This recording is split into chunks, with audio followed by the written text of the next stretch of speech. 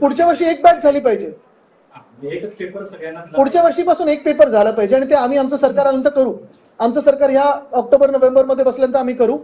दुसरी गोष्ट मी आत्तापासून सांगतो की पारदर्शकता आत्तापासून आली पाहिजे, ह्याच्यावर चौकशी लागली पाहिजे आणि जे कमिशनर आहेत ते सस्पेंड झाले पाहिजेत. देशभरापासून ते राज्यभरापर्यंत शैक्षणिक बाबतचा जो काही गोंधळाची मालिका आहे थांबताना दिसतच नाहीये. काय थांबताना दिसतच नाहीये. आपण पहा सगळीकडे जो एक उद्रेक दिसत आहे आपल्याला तो जॉब्सवरून दिसत आहे.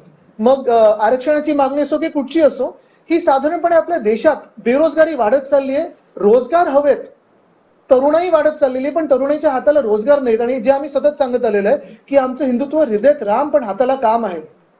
आज आपण बघतोय भाजपच्या हृदयातनं राम आहे, ना खरं बोलत आहेत, ना तरुणांना हाताला काम देत आहेत. आणि मूळ मुद्दा हाच आहे की ह्याच्यावर कुठे ना कुठेतरी मिंदे सरकार बोलणार आहे की नाही, की पुन्हा एकदा आम्हाला आंदोलन करायला लागणार आहे.